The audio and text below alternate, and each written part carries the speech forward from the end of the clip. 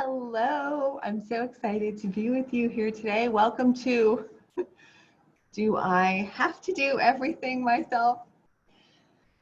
Let's just take a few deep breaths before we start.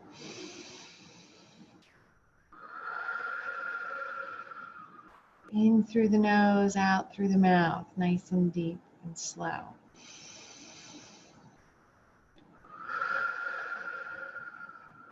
Okay, so the great news is, no, you don't have to do everything yourself. And today I'm coming to you, we're going to talk about 5 different tools. And the first one I have for you is a mindset tool. It's a tool of my own. And then the 4 that follow are a little bit more tactical, and they are my own interpretations of the positive discipline tools. They're really based in positive discipline. They're wonderful. So the overarching mindset tool that is, I would say, the most important to begin with. You know, you even felt it when I said, do I have to do everything myself, right? I always talk about it. It's the energy that we're bringing. And the first tool is called task versus relationship. Okay. So if we are in a major time crunch and we need to do 3 things in less than 5 minutes before we get out the door, and we, yell to our whatever age, 5-year-old, 10-year-old, 15-year-old, can you just blah, blah, blah, blah, whatever, to get it done fast, that I would submit to you, especially if it's something that they're not really sure how to do, they can't do it as fast as you have some requirements about how it gets done, that's really going for task over relationship, because there's time pressure that just increases the level of stress, right, for everyone. So I'm going to say it really is a choice. Is it most important to get the task done and get it done fast, or get it done right and you're the one that knows how to do it? If so, then it really is important for you to do that yourself. If, however, there's a little bit more space in there, there's space for, it doesn't have to be done perfectly, it doesn't have to be done in a major rush, then that is more of the time when we can invite someone else in. And that is where it's about the relationship. And which relationship am I talking about? There's 2 possible ones, right? The relationship between you and the person that you're asking for help, and that person's relationship with themselves. Okay, and that will become a little bit clearer as we go, I think. But let's just take, for example, the example that I just used. We're in a rush. I really need for someone to turn off all the lights and close the laundry room door. And I yell to my 6-year-old to do it, and he misses one of the lights. Okay, so if I, in that scrunchy, stressed out moment, choose to yell at him and this, say, oh, you missed the 3rd light, come on, can't I ask you to do anything? Can't you get anything right? Whatever the words are that come out of my mouth in that stressed out moment, I'm obviously not doing anything to help the relationship between me and my son, right? that is pretty obvious. What may not be so obvious is there's a really high likelihood that I'm also not acting to help his relationship with himself. Now, it depends on who he is and how he's all wired, but he could take that as one piece of evidence that, okay, well, mom is pretty capable. Mom, mom knows best, quote, in air quotes, and she just told me that I can't do anything right. He might take that as evidence that he is not capable, that he is not competent, that he cannot do things. And that is really, really not a good thing. That's not what you're trying to do as a parent. That's not what I'm trying to do. So being mindful of the task versus relationship, and it's not all about the relationship between you and your child. It's not only about that. That is very important, but we are also potentially affecting in ways that we cannot control their own self-image, the relationship they have with themselves in these interactions. Okay. And also, I just wanted to bring in, and I don't have the full quote in front of me, but this, I feel, really harkens back to that beautiful quote by Maya Angelou. People will forget about the things you do and the things you say, but they will never forget the way you make them feel. So if that helps to keep in mind when you're in sort of a pressure cooker situation, or when you find yourself going like, oh my gosh, can't anyone else load the dishwasher the right way? Like, they will always remember the way you make them feel. And there are potentially unintended consequences if we're making them feel incapable or less than. So task versus relationship, great one to keep in mind, task versus relationship.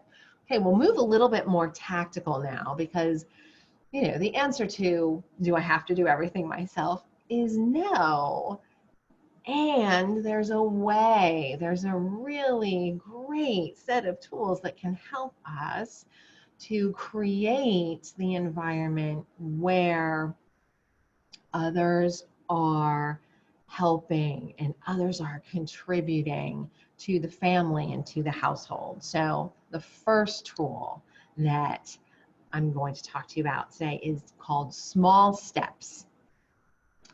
And there's another benefit to all of this episode, all the tools today. I'm just going to say they all obviously apply to parenting and relational parents and parenting our children. They also actually apply to any other adult that you are looking to ask for help or looking to take on a task or a set of tasks. So it's a little bonus for you. You're welcome.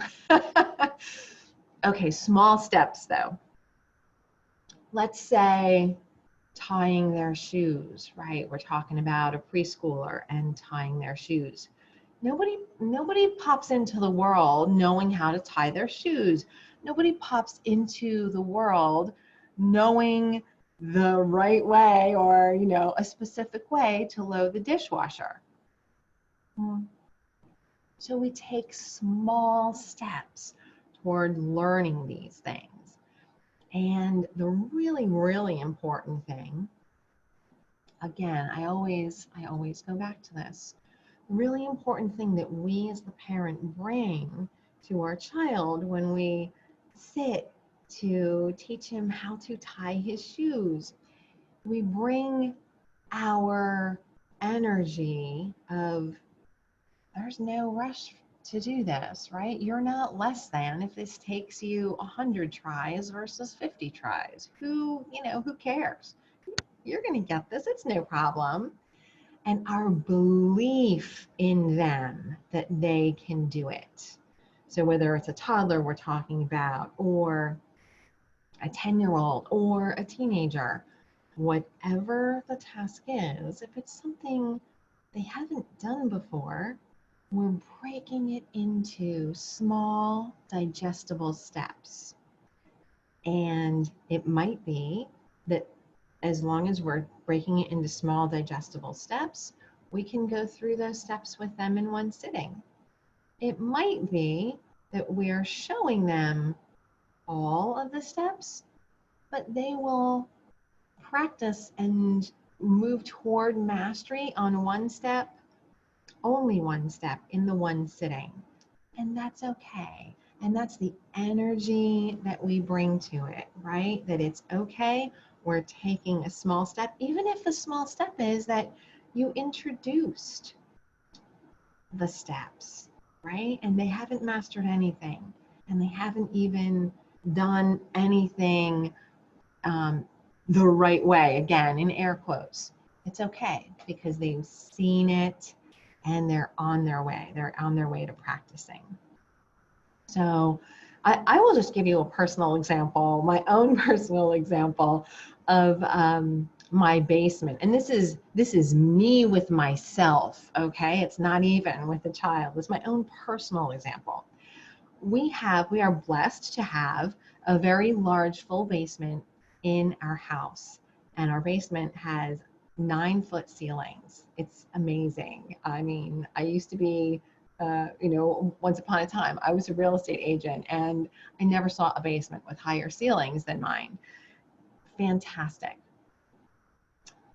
It's an unfinished basement and it was not in the best shape. So I had this vision actually 5 or 6 months ago, like, wow, if we just painted the basement, it would look so much better, and it's so big, we could use it in so many different ways. I had this great vision, and I very quickly got overwhelmed with that. Such a big room. Easy to get overwhelmed with something that looks daunting.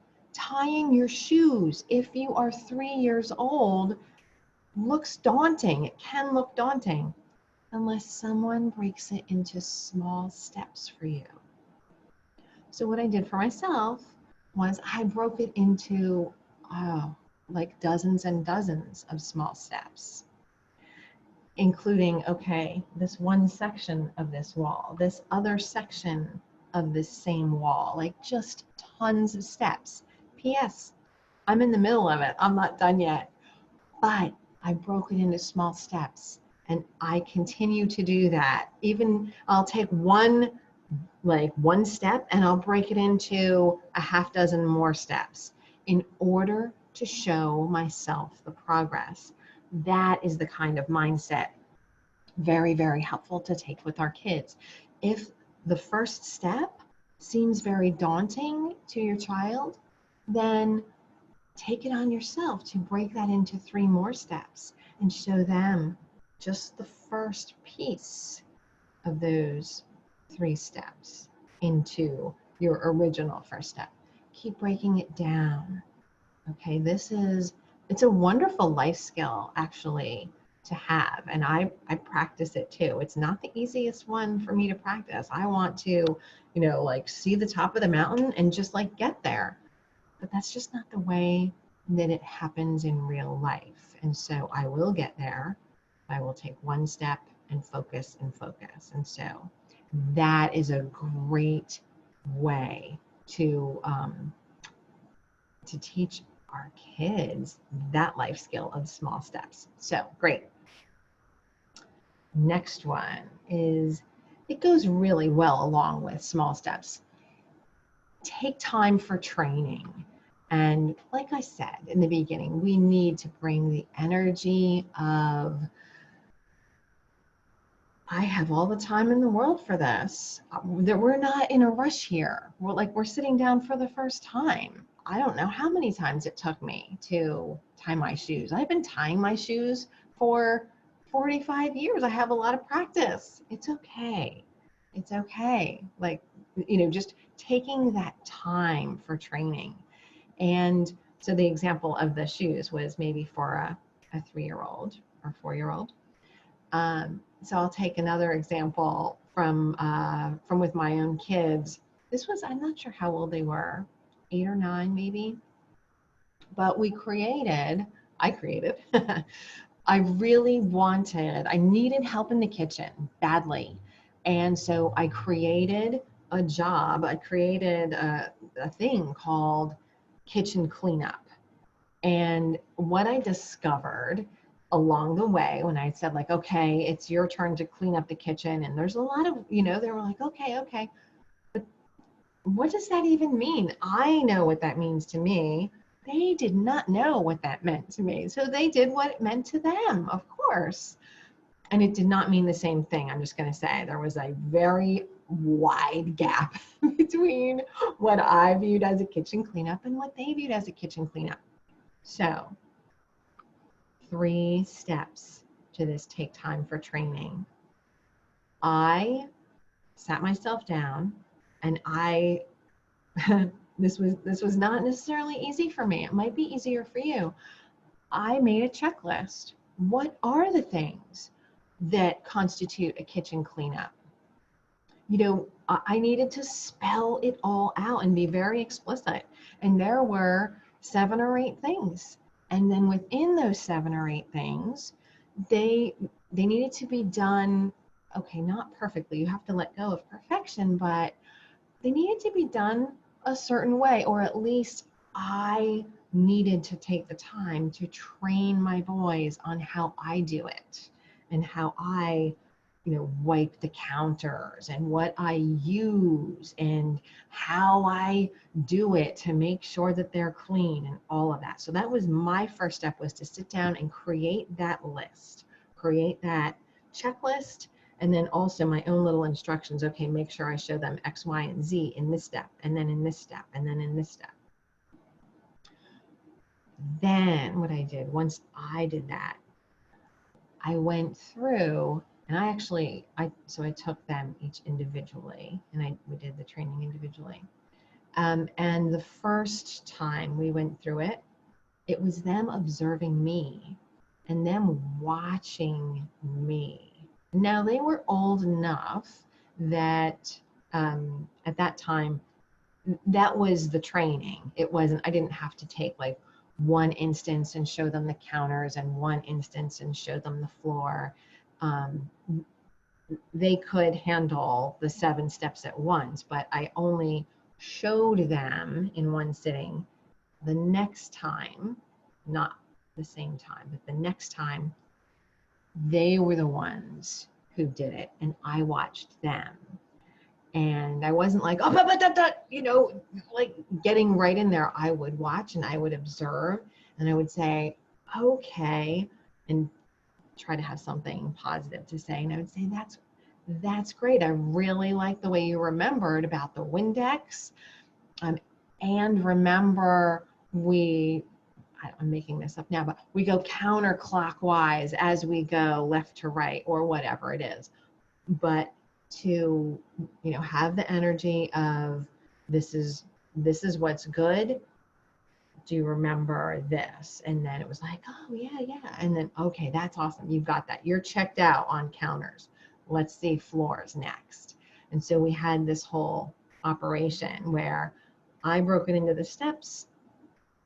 I showed them, they observed, and then I observed them. And we kind of went through that cycle as much as we needed to until they were checked out on everything on the list. And then they were qualified to do a kitchen cleanup. And so that's where that tool takes us, those 3 steps. So the next positive discipline tool is called ask for help. Ask for help. And we ask, it was my default mode, I'm going to say, to be like, can you just? That was language that I used a lot before I really got into this work. Can you just? Very assumptive. Everybody should know my way. My way is the right way. Can you just? That's not a great phrase to use. That phrase really creates distance instead of connection. It creates unwillingness, okay, on the part of whoever that person, whoever that is that you're asking for help, rather than a willingness. So a couple things about this tool to ask for help. It means I have to put down, I have to take off the supermom cape, right? The supermom cape that says, oh, I can get all of the groceries out and like just see what I can do. You know, it's not about that. And we don't do ourselves any favors with that. It's about giving our child an opportunity to contribute, an opportunity to feel capable, to feel competent, and to encourage themselves that they are capable and competent. So if we view it that way, instead of I have to prove myself and prove what I can do, and then when it gets to be too much, then we fall into, oh, do I have to do everything myself? And why can't you? And can you just? So we kind of create that dynamic ourselves. But if we look at things that can be done as opportunities for them to contribute, that's wonderful. And there's another piece to this I want to share. So I shared the unhelpful language of can you just? So there is some very helpful language that I'd like to share with you. And I first learned this from a few books on nonviolent communication that I read years and years and years ago. And I love this language. Would you be willing? Would you be willing to? And it could be, I'll just paint this picture, right? Kids out playing in the yard. I come back from the grocery store. I do have a few bags in my hands. Hey, buddy, would you be willing to open the door for me? Like that kind of energy, right? Like they can see I need help. Would you be willing? Here's an opportunity for you to contribute. Here's an opportunity for you to like be my hero, right? Opening the door for me so I don't have to put my bag down. Like, oh, thanks so much, buddy. I really appreciate it. So those are the phrases. Would you be willing? And then, you know, thanking them. I really appreciate it. And thanking them for what they contributed. Okay, so thanking them for the deed, thanking them for their willingness, not, oh, you're such a good boy. It's not about that. And there's, you know, I've talked about encouragement versus praise, but really appreciating that they were willing to help you out. So that's ask for help. And then the next and the last tool that I'll share with you today is called jobs. Okay, the positive discipline tool of jobs. And the idea here is that every member of the family is very important. Every member of the family belongs. It wouldn't be the same family without every member in it, right? So every member matters, and every member is important enough and capable enough that they can contribute to the household in some way. And so it's not hey, you have to put in your fair share. That's not fair. Do more. Not that, but you are an important part of this family. And as such, we really need your contribution. We need for you to show up. You are so capable. So that's more of the energy and more of that dynamic there. And there are a lot of jobs here that need to be done. There's so much that needs to get done in the house. And so let's be creative and let's think about, maybe we can make a list, and maybe I bring a partial list, and then we fill it in together, a list of all the different things that are really important to get done, and see what you might be excited about doing or learning how to do. And here, if we can follow the child's interest, for example, if a child really loves to be outside, loves it, well, then that's wonderful. How about, whether it's weeding or pruning the bushes or gardening, or when they're older, mowing the grass or whatever it is. I remember my one son used to, and Kurt, right, I will just say, I think this is probably more typical of boys, but not exclusively. He had a machete, and he we paid him. It was a special project, but he cleared out so much, just thistles and brush and all kinds of stuff. We have way more yard thanks to our son, who cleared out a huge piece of the yard.